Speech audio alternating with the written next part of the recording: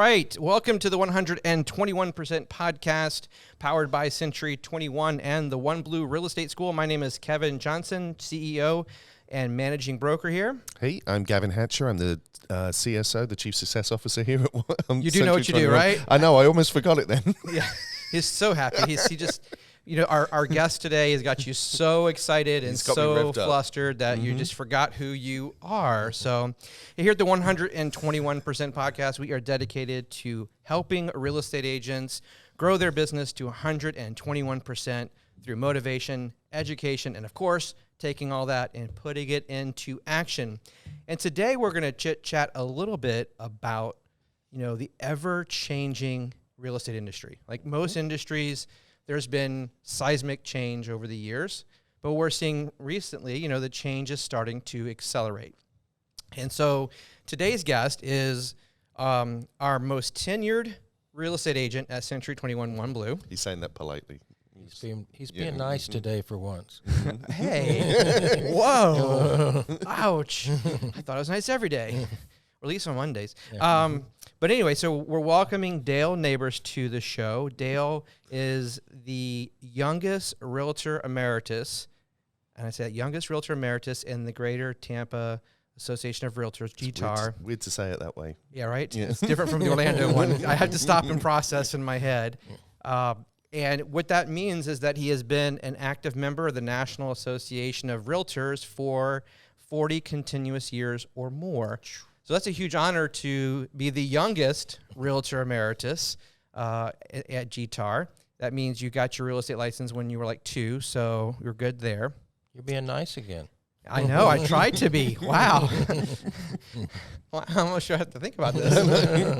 So, the reason I wanted to ask Dale on is to kind of really talk about, change. And he is a great example of someone who has had to adapt to a lot of change over 40 plus years in real estate. So Dale, real quick, kind of Reader's Digest version, tell us a little bit about your story. When did you get into real estate? Where has your journey taken you to, and then now where you at today? Well, the journey started in October of 1979. So if anyone remembers way back in that day, I know that's quite a long time ago. But when I started... I was 2. You were 2. I wasn't born yet. I'm only 29 again. Now he's being funny again over there. But actually, it was interesting. I was, almost 20. And starting this was quite a challenge. We had a family business, and I realized that I couldn't work under the thumb of relatives. Not trying to pick on it, but I decided I'd rather do something, and even if I had to starve to death, I was doing it on my own. It wasn't under the thumb of someone else telling me what to do. It was kind of a little scary thing because I didn't have very much money. And obviously, any business you start, you need to have either willpower, money, or both. It kind of helps on both, really. Mm-hmm. I, for some reason, saved enough money to buy a little duplex, which probably helped me get started because I only paid $80 a month for my side of the rent. The tenant paid the difference. And that's how I was able to do it. It was funny. Some brokers back in the day, they wanted you to go out and really get in debt and all kind of, get fancy clothes, fancy cars, and all that.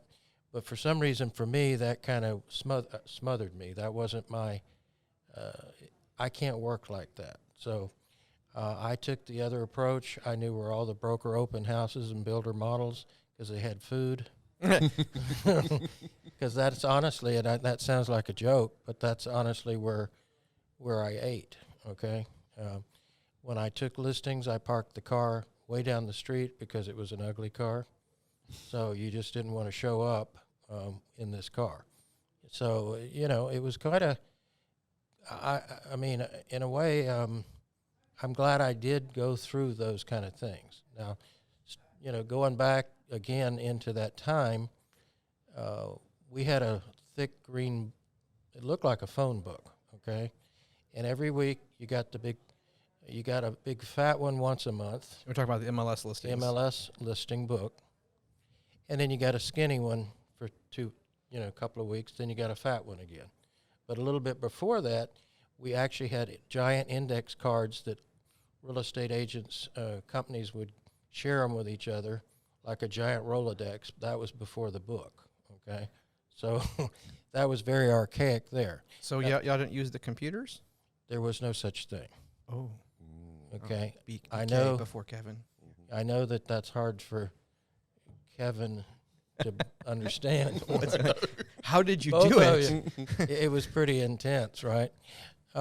If you think about the time we save today, okay, with the technology versus what we had to do then. Number one, remember the book was that thick book, but by the time you're in the conference room, there's 9 pictures with a little bit of details, and that's how you had to show the people what they were going to look at. So Of course, you had the E-key back then, right, on your phone? No, we didn't have one of those. You're speeding up the thing. We had to go to each office the day before you showed and get a key from each office. Now, So you can basically each house could get shown like once a day. right, because some people were. I got a savvy enough that I made 3 keys just for that reason, for each house. Oh, that's a good. See, I didn't even think about that. I'm like, we'll make multiple keys. That makes sense. Right. Because what would happen is people would be mad because when you bringing the key back? When you bringing the key back? Well, I'm not through showing yet, So it was really kind of a real archaic way of doing business, but it worked. There was no other way then. Yeah, exactly. You had to. You didn't know any better. I mean, it could take some time to get that key back. The horse could get tired. The and, horse, yeah. especially when I had a donkey instead of a horse. So that was a real problem. So, but the technology. If you remember on car lots, we went from, that had that little sleeve on top of the window. That was this pretty similar lockbox key that we had on a house. The thing just sat on top of the door, it had a tiny little key, and you got the key. We were so excited. So you went from picking up keys at the office to a lockbox system. Yes. Where everybody had the same key to the lockbox.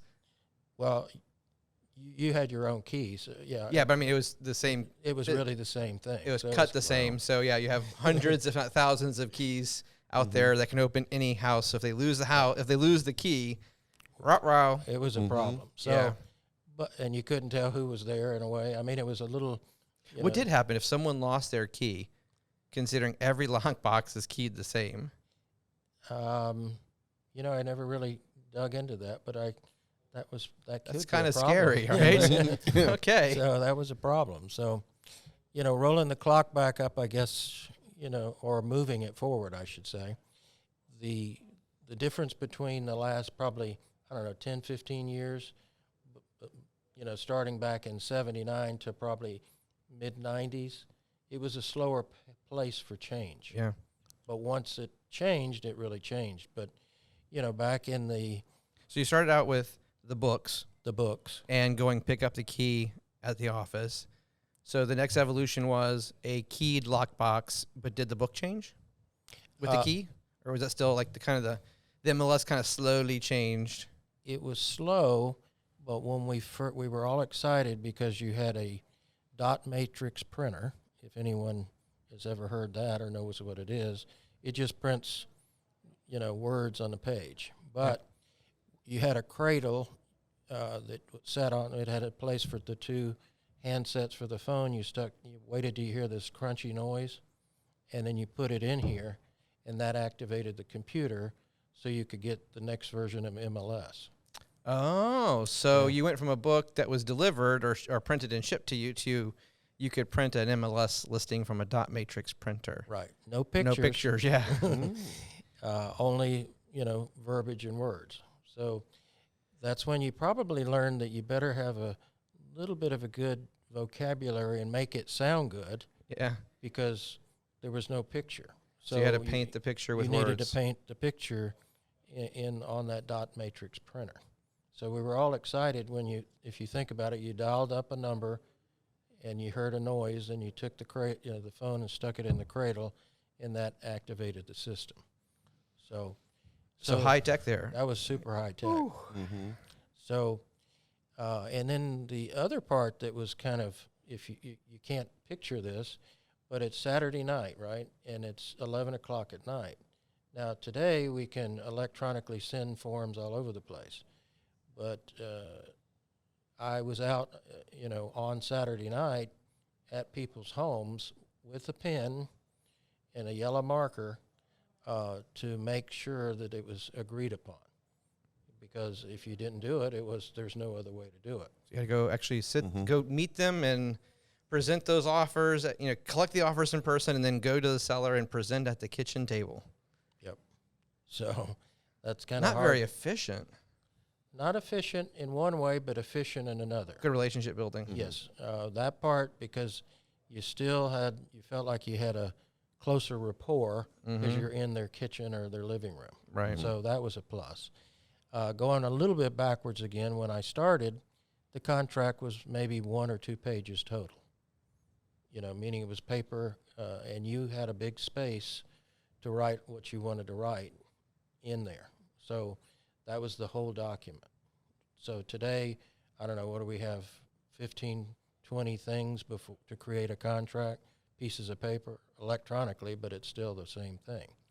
Lots of legalese because people have been sued for so much. Yeah. It's like when I went to closing once, the closing agent, it's like, okay, here's 2 stacks of paper. One had like 10 sheets in it. One had like 300. She goes, this is all we need to sign the smaller stack to get the deal done. This other stack I call the litigation stack. It's all the disclosures because someone sued someone over something, so now you got to sign something. So I'm like... Yeah, it's metamorphosed itself. There's a term that used to be what they called caveat emptor, let the buyer beware. Still is today. Still we there. teach it in 63 hour.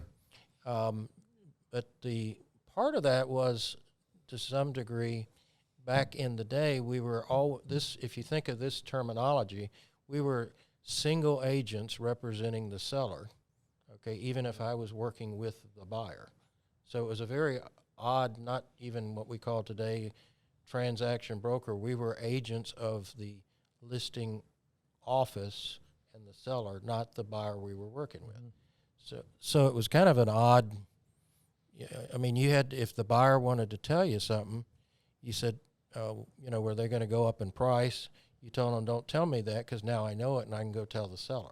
And that still is the case today. If you're a single agent for the seller, the only way you can represent the buyer is in a no brokerage relationship, which means you have no confidentiality. Yeah. So, but this was even more of an odd scenario. And then kind of like what we also changed from, because when, you never had a home inspection back in the day. Really? No, it was truly the caveat emptor, let the buyer beware. If they wanted to check it out, they could. Most people didn't. You got what you got. So that's how that went. So if you recall that case that we all know, Johnson versus Davis, that's kind of what created the switch from on residential real estate to, you can sell something that has a problem as long as you disclose what the problem is. But back in the day, it was like it's on your own. So those that don't know, Johnson v. Davis is a Florida Supreme Court ruling that said that a seller must disclose to all parties involved any material defects that impact the property's value. So, because our audience is global, so I want to make sure. And then there's a subsequent ruling that extended that duty to the real estate agents as well. So if we're aware of something that is not readily observable, say there's a big crack in the foundation covered by carpet, we are required to disclose that to a buyer, even if the seller tells us not to. We can't hold that back. And I think that's really been that part has been a good consumer plus. Yeah. The other one was a little bit, I think commercial is a little bit on the old system still, due diligence on the buyer, but residential really changed a lot in that area. So let's go back to the change the change adaptation. I can say that, I promise. Haven't had my tacos yet. It's Taco Tuesday. So we had let's take the MLS. We went from books to using the phone modem system, if you will, to put the phone in the cradle to get the update. What was the next evolution of the MLS that you dealt with? Well, even a little bit first on the dot matrix part, they created where they could have a rough looking picture, meaning it had a black and white, even in the dot matrix, but it still wasn't very good. It was kind of almost, you might as well not have the picture. Right. So what was the next thing? I mean, how long did that dot matrix system stay around before the next system? That, if I recall, that stayed around quite a while. It was like a lull. The next piece of equipment that we were all excited about, which was a fax machine. So you got the listings via fax? Yeah. So we went from that to getting them via fax. Yeah. Or even just working with a contract using the fax machine. Meaning when you didn't have to go across town. Now you could fax it to somebody.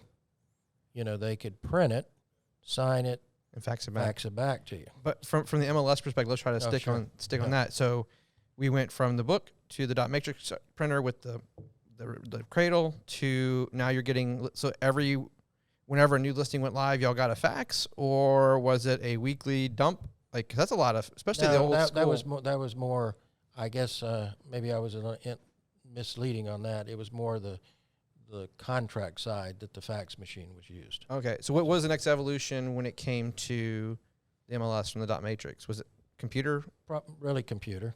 So it wasn't like now where we go to the internet. It's probably you had to dial into the computer at the board to get the listings, I would assume. Correct. You had to do that. DOS-based. It was, and obviously it was always fingers crossed, is the internet going to work? Yeah, back then, okay. DialUp. So did every agent have access to be able to download listings, or was it the office that downloaded the listings and all the agents went to the office to get them? You actually were able at that. That was a little more advanced than you thought. Each person could go to the office, get on the office computers, and had their own code and get the listings. So that was kind of cool. That was quite a major improvement. And then from there, did we go to internet-based or? Probably that. Yeah, we went from that to internet-based. You've seen a lot of change. Yes. So talk about, like, even today, obviously, starting in '79, that those changes didn't come every other year. Mm-hmm. Those were years, if not maybe a decade, right, of doing it one way. And as we know, real estate agents, we get into our routines and our habits, and we don't like change. But yet change is accelerating. I mean, I'm sure you agree with you've seen that over your career, that change is accelerating. What advice would you have for any real estate agents, whether they be more tenured agents or newer agents, about being flexible to deal with the change and not let it get in your way? Yeah, I think, and I had to come to terms with some of that, because when we went from, we actually hand wrote the contract. I mean, and I've seen your handwriting, so that scares me. Yeah, it's yeah. So that was a little scary. But can you picture? You did one contract. You just I'm like, what is he? What? I can't read this. My handwriting sucks too. So I have not. That is why I type everything. Type everything. But if you think about typing, but at least it wasn't that many pages. But you did handwrite it, okay? Mm-hmm. And then we went from that to electronic. I mean, think about the handwriting, Gavin. I mean, they had to dip it, the feather, and the parchment could roll up on you. That was tough. Yeah, I bet. Especially when that feather was a problem, Yeah, and the candlelight. Yeah. Mm-hmm. I couldn't see well anyhow, so if without good lighting. So, but those things were. That's good. I like that. Yeah. It's good. But it is funny when I go back and think about it. The beginning, it was slow to change, like you said a minute ago. But then when it took off, I'm saying maybe somewhere in the 90s, it's just like it's been going gangbusters. I mean, I've seen change just, how we, in the short time I've been in the business comparative to you, like, there's been change, and the change is ever changing, right? Right. The introduction of iBuyers and the third-party portals and IDX, and there's been so much on the tech side that rate of change is accelerating. Right. So it can, I think one thing I would take even knowing myself, going from one version of electronic signing that I was used to for so many years to the one we're using today at OneBlue, Century 21 OneBlue. It was kind of a little bit of a struggle. I don't know for myself if it was resistance a little bit, but once I finally, the light bulb went on, and now it's a piece of cake. Mm-hmm. But I guess everyone learns at a different level, and I guess one thing I'd have to say is try not to get frustrated. Don't put up those walls, because that was one thing you did at the very beginning as you switched from .loop to transaction desk was you had used .loop for years. And so making the change from Coldwell Banker to Century 21 after, 30 years, 35 years and run there, it was a lot of change for you. And you did it. I mean, I was impressed. Like, you dove into it head first. You didn't, I don't care. You did get frustrated sometimes, but you always reached out for help, and you didn't let it get you down. And too many people, they run into that wall, and instead of breaking through it, they kind of sit down and pout, I don't like this change now, right? And it's like, you can't do that, not in this business. No, it's kind of different parts of Florida, especially where I am in Tampa Bay. South Tampa in specific is a different climate compared to anywhere else in the Tampa Bay area, meaning it's still kind of back. It's still back in time in many ways. Here's an example, not to get kind of off topic, but not really. A lot of times when you're showing another agent's listing, you have to meet them at the house. So, what did we say? We moved up the food chain on the easiness, but let's say I'm going to show 5 houses with buyers.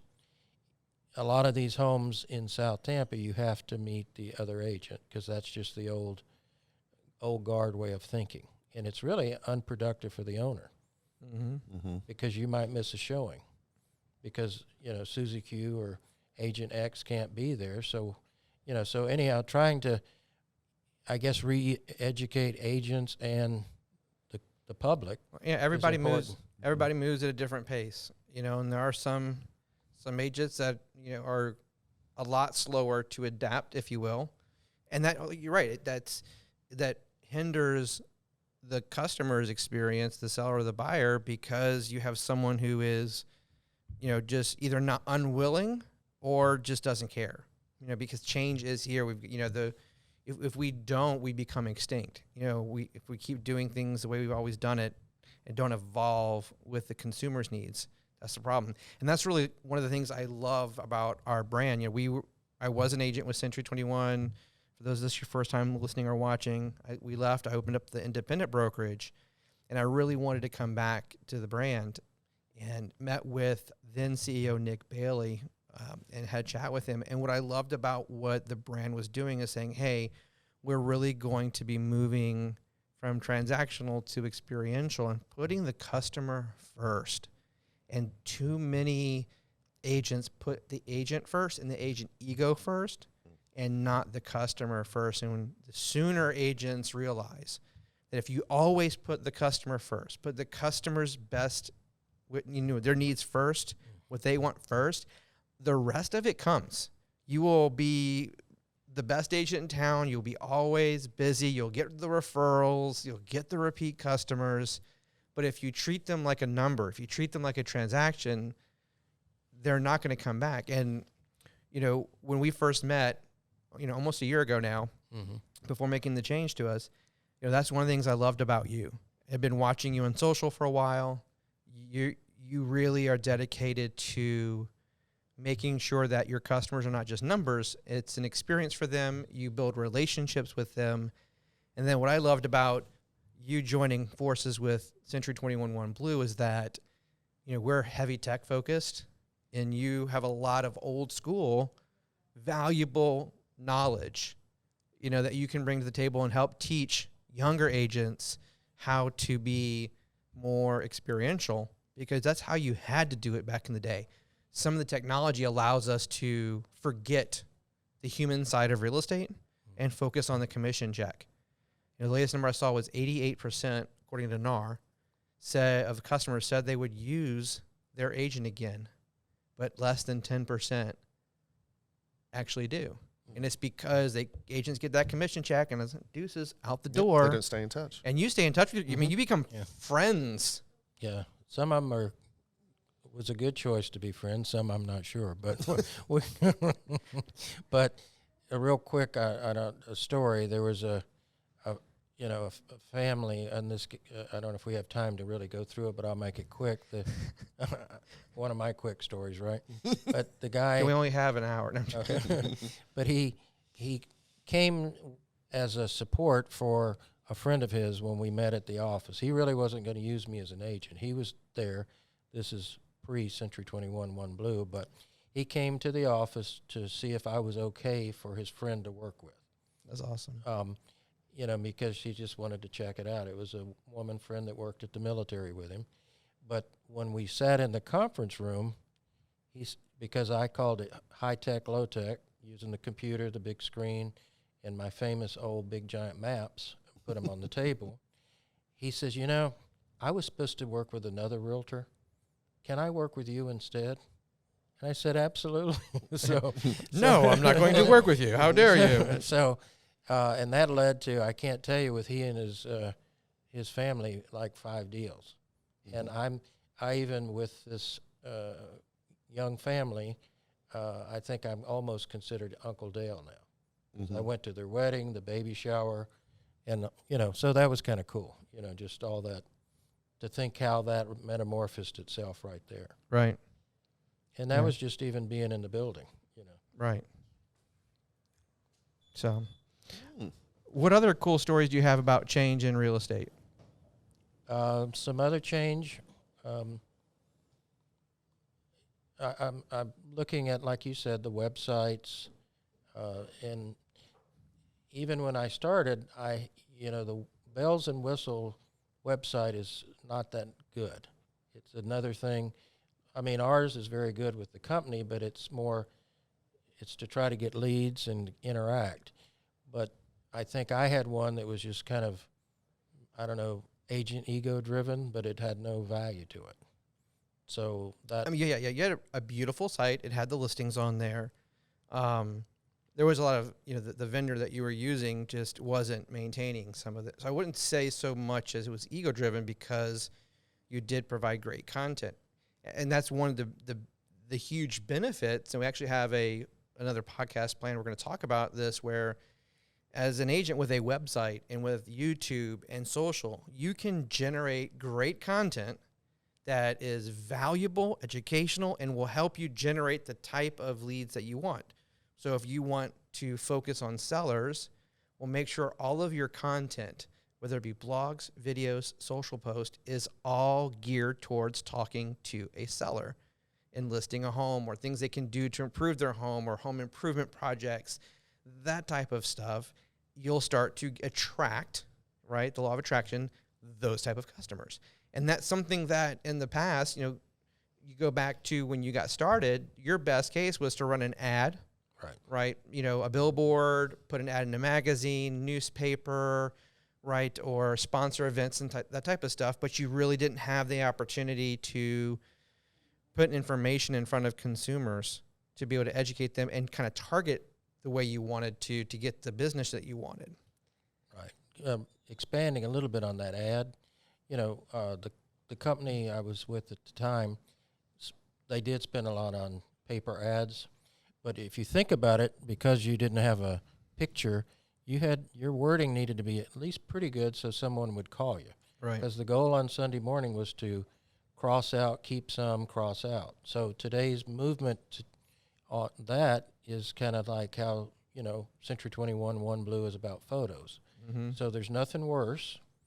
The consumer is going to not click on something that either has no pictures or, so you're doing the same cross out in a different format today. Mm-hmm. So you might as well, fill out that Realtor.com page, or your MLS as best as you can, because if you go in there and just say 3-bedroom, 2-bath, cute, and it has one ugly picture, right, with the dog walking by, that's probably not going to be the house that is going to get much action on it. Right.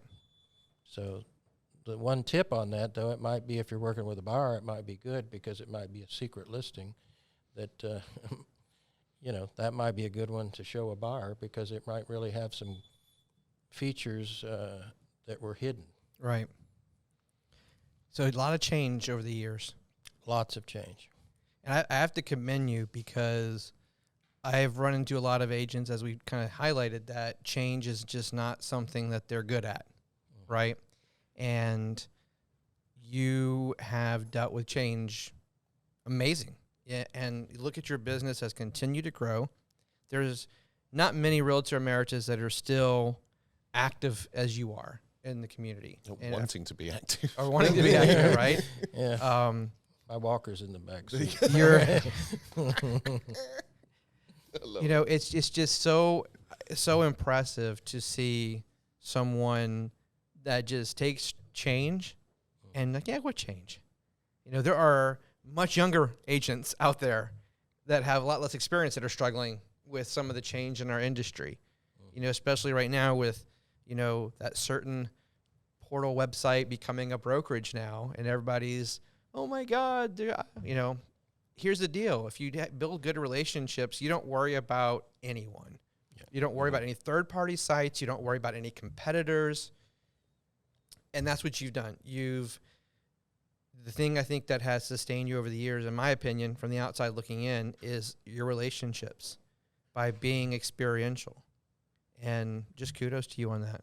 I appreciate that. What advice would you give? We'll close with this question.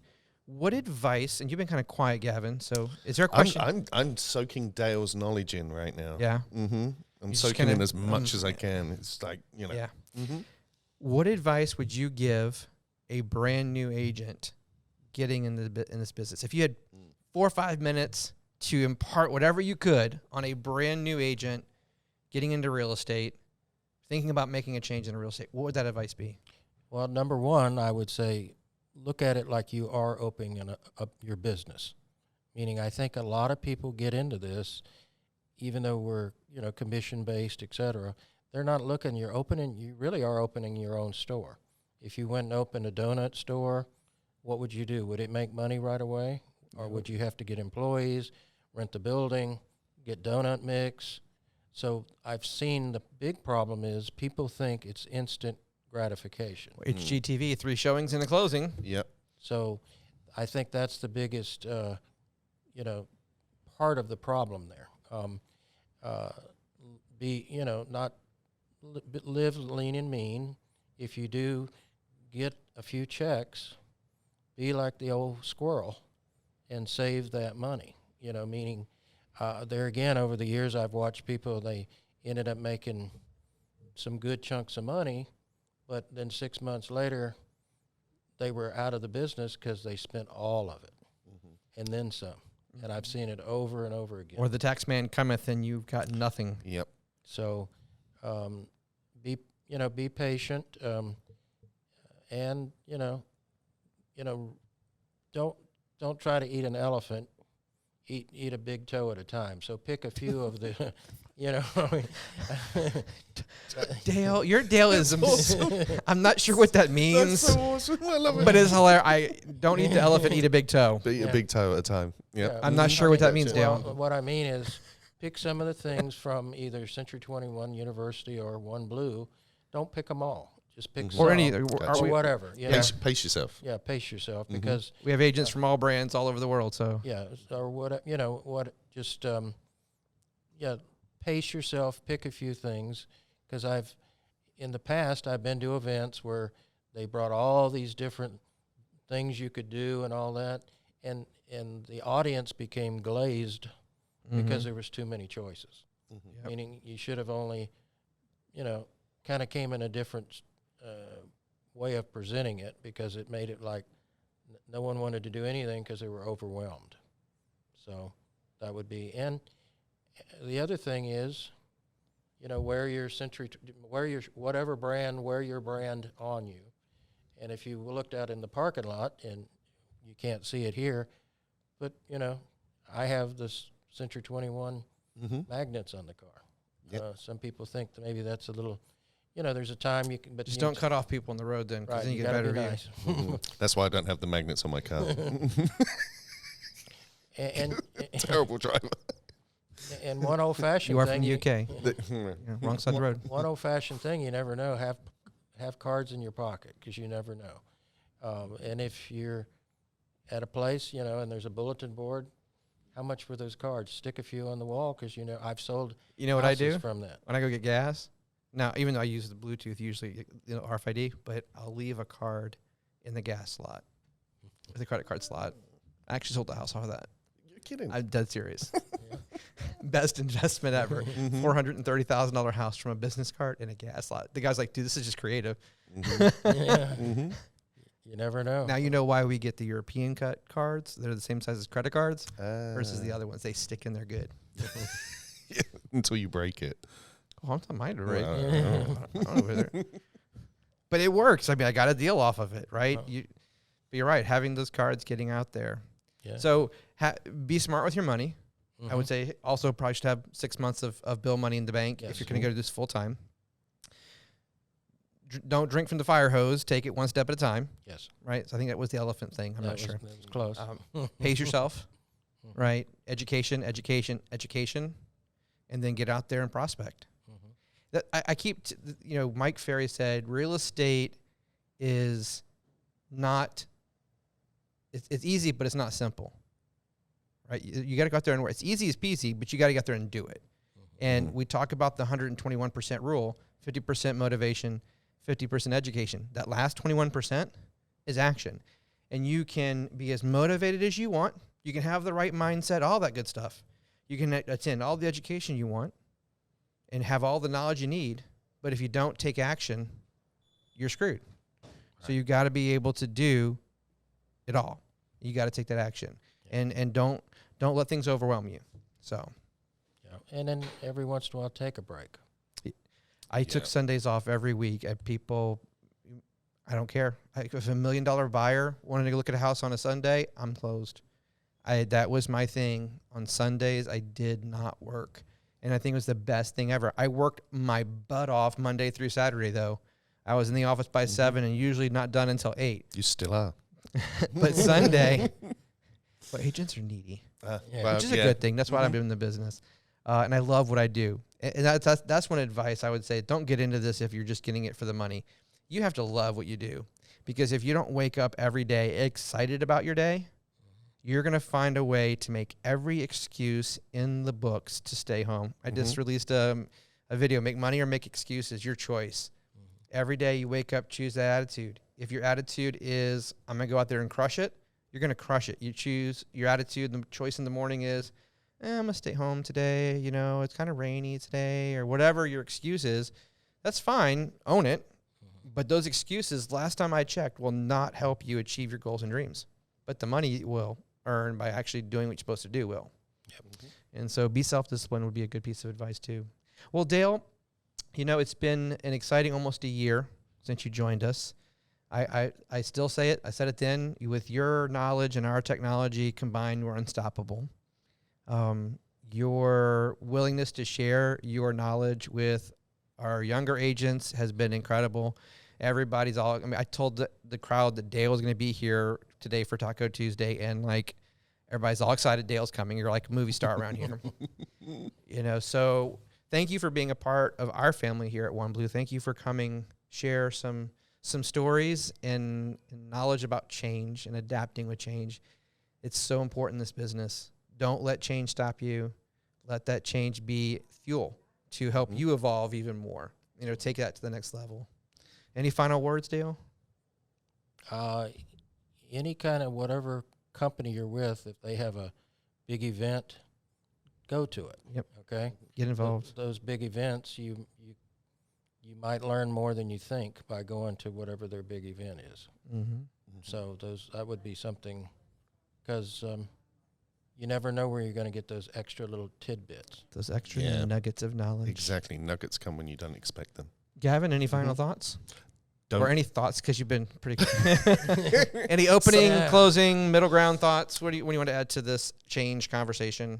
Don't eat a whole elephant. That's what I'd say. Start with the toe and don't eat the whole elephant.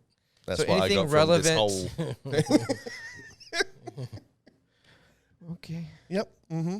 That's my final thought for the day. Yeah. And you're in charge of our agent success.